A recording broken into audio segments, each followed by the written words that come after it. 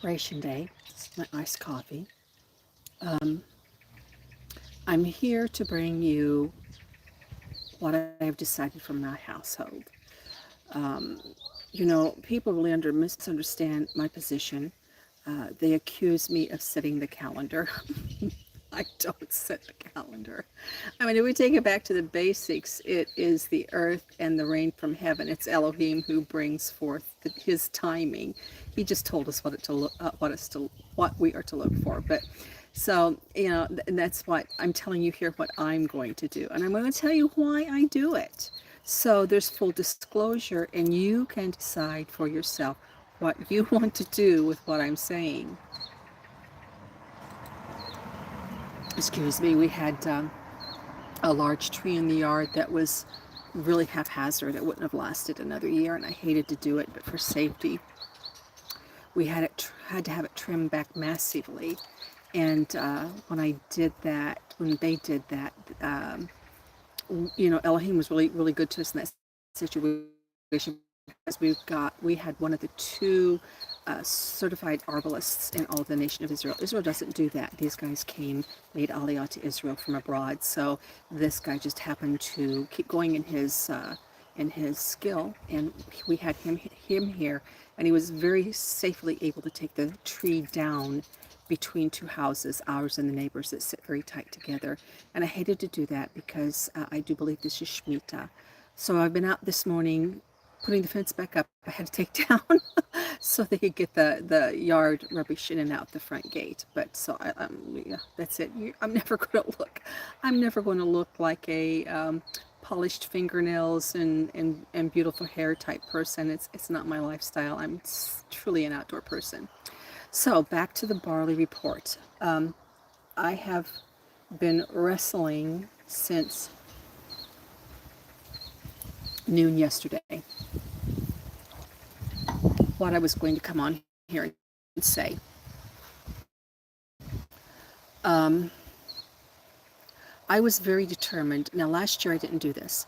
I was very determined that we needed in front of Passover. And I'm going to fully disclose my reasoning for this.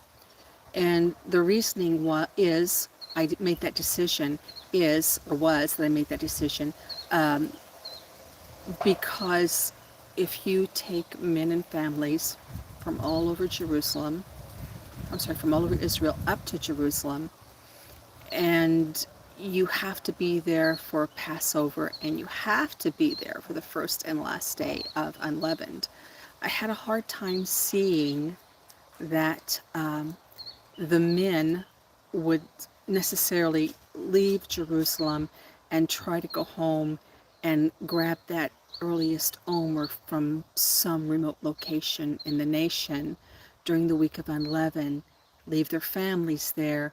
That's at least 3 days. I live in the Galilee, a day to get on foot to Jerusalem, or from Jerusalem, a day to harvest your wave sheaf, get ready to go travel, and I'm going to ignore that, and a day to get back on foot. So that's what I was wrestling with.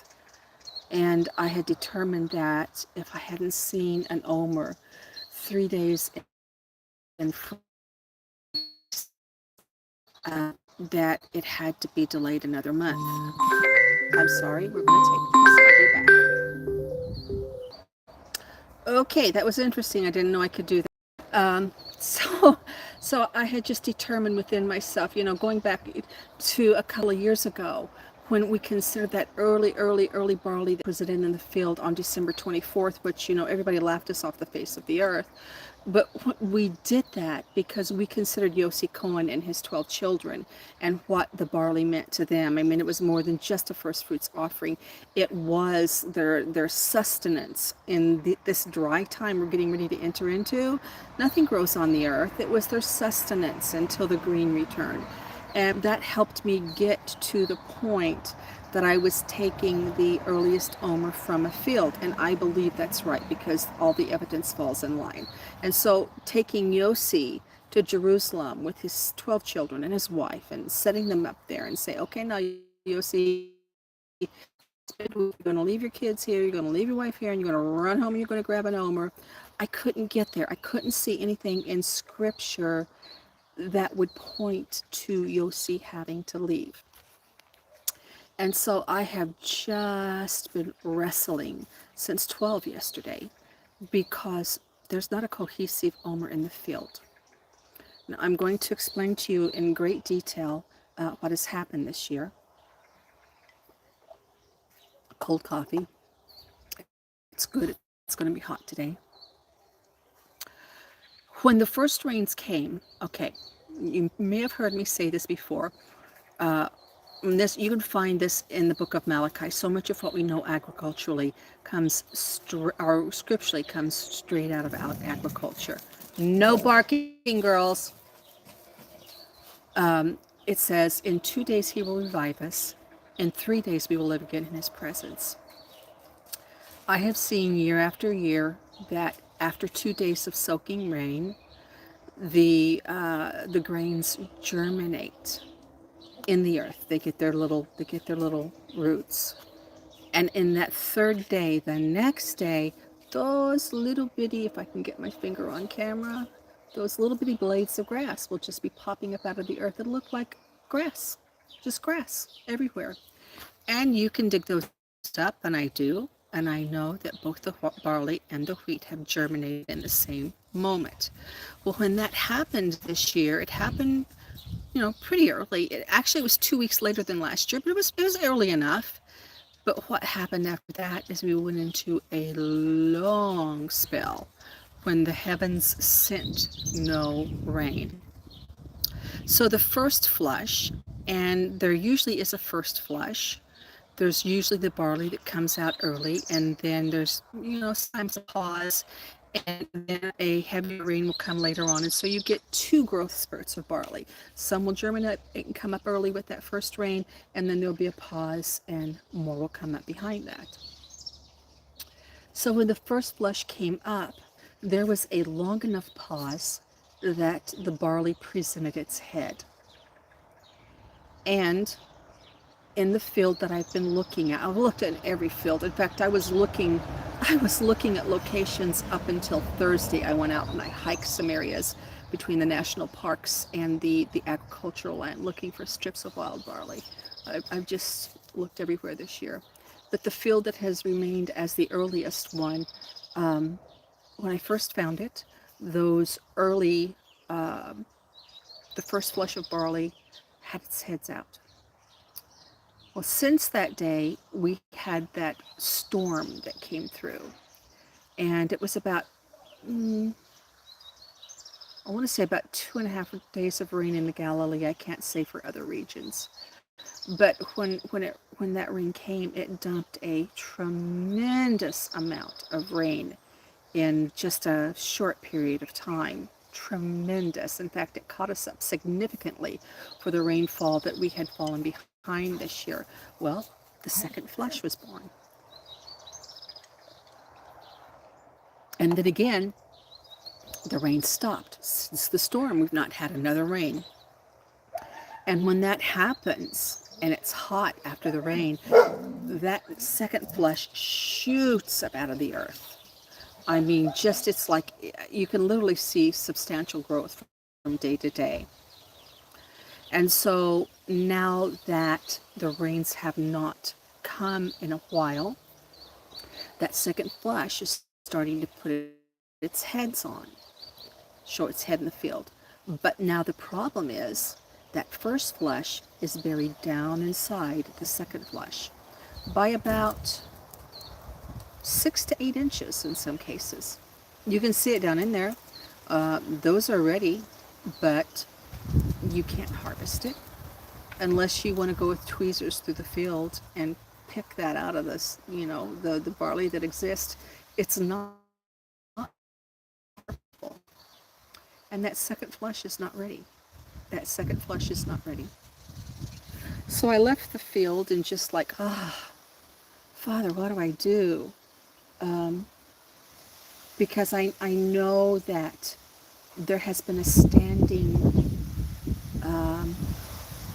idea that we don't need the barley until wave sheep. And indeed, we don't need the barley until wave sheep.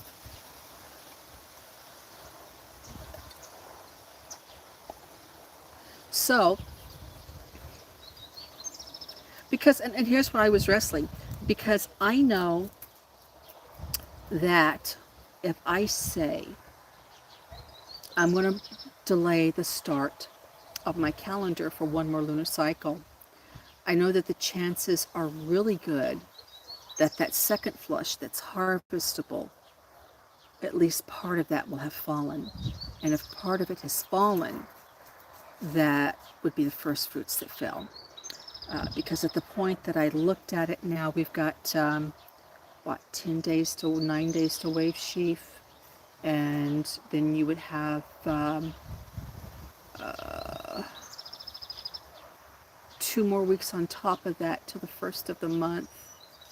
So you're talking 3 weeks, and we're going to be in the 90s, and the wind is coming in, and the wind is supposed to be hot, hot, hot in the coming days. Yeah, I mean, it's going to really make things hasten.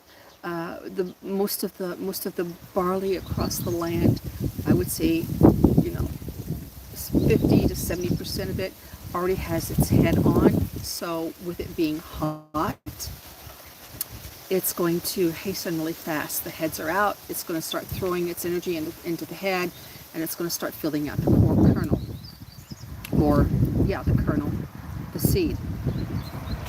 So I really was wrestling, and I knew what other people felt about waiting to wave sheaf day. And when I left the field, really have been just in Elohim's face this year a lot. Just, like the widow. Justice, help me, give me, save me. Because without him, I don't know what I'm doing. When I left the field, I heard him say, it's all about the seed. So what he was saying to me, and I had to come home and pray about this, make sure it was not me in my flesh. I had to go back to the scripture. I had to go back to the lesson he had already showed me. But what he was saying to me is, if we look back at Genesis, if you've heard any of the lessons I've taught, well, the last one I think I published, just what it is in. If we look back at Genesis, in Genesis 2, 4, and 5, he said, in the day that Elohim, these are the generations of heaven and earth, in the day that Elohim created the heavens and the earth, he says, the seed for the plants was in the earth, but it was not yet. It was not yet a plant, because he gives two reasons. He hadn't sent the rain from heaven. Okay, remember Malachi, 2 days of soaking rain and they're germinated, and 3 days they live again in his presence. Because he hadn't sent the rain, and there was not yet a man to till the earth.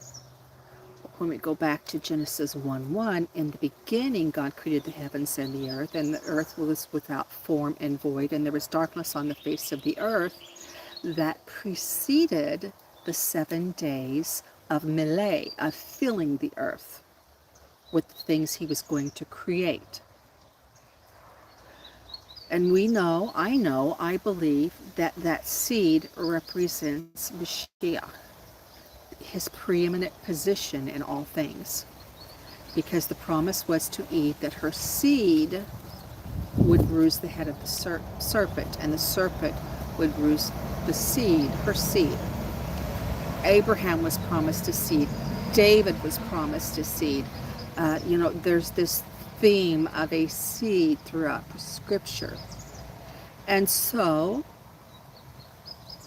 when I look at the order of creation that he established from the very beginning, that the seed is in a preeminent position.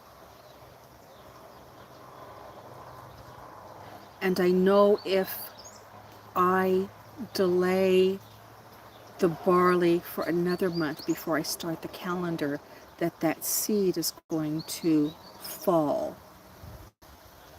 And that seed that brought forth the Omer will miss the timing of the wave sheaf, which I believe Yeshua was the wave sheaf, the way he is the Messiah. the Anointed One, the way he is the King of Israel. Though we've had others, he is the one we've waited for. So, based on all of this, I have decided that I need to wait up until wave sheaf in order to not let the seed fall. The seed that was in the earth in the day that Elohim created the heavens and the earth, that had to be activated when man fell, and he was sentenced to bring forth bread from the earth, which is why we offer barley and wheat on Wave Sheaf and Shavuot. So I apologize to everybody that I got myself out of whack using Yossi Cohen. I am so glad that the Father made me wrestle with him, because I couldn't have changed it unless he gave me a scriptural reason. I couldn't have changed it. I was too committed to trying to not only save Yossi and his children, trouble from leaving Jerusalem, but also to try to figure out how do we satisfy the law in the midst of that. And the answer is that we have to trust Elohim, that he was providing for them faithfully, perfect timing, when they were satisfying him and obeying him. And truly, we don't have that now. We don't have a nation that does that. But he is faithful. In Genesis, he says, as long as the earth remains, seed time and harvest, cold and hot, these things will remain. So that's what I'm going to do. I am going to wait until Wave Sheaf, till just before Wave Sheaf, and take another hard look at what's going on in the field. Probably fields by then. I know it'll be a lot closer. I'm still not going to forecast. I hope everything, let me turn you around. Can I? Yeah. See, the clouds are overcast today, and it's a little cool. All of this affects what happens to the barley on a day-to-day basis, and that's why I just simply won't forecast, especially when you're looking for the first omer in a field. I just can't forecast. And only that, he told me I'm only to report. So that's my decision. I see there's about 5 of you on here. I thank you for jumping in and seeing what I had to say. I will go ahead and publish this, and yeah, if you have any further questions on that, I'll be happy to entertain them. Snarkies, I'm not going to pay attention to. If you want to be snarky, you can be snarky, but I won't pay attention. And I want to remind you that it has only been about 3 years since Elohim led me to begin following the first omer from a field. We are all learning. We are all learning and growing. Don't think we have arrived at anything. There's too many generations that have passed between what he said and what he did when he gave it to the people and the way they understood it back then. There's too many generations that have passed. I am thankful he's restoring our understanding. I'm thankful that he got my attention and showed me what I needed to have in scripture. So that's where I'm at. I have a lot of gratitude, as always this year, that I feel like now we're on the right track. We didn't lose anything. We're still looking at Pesach. We're still looking at this to be the first month. It's just that my deadline and my understanding have changed. Shabbat Shalom.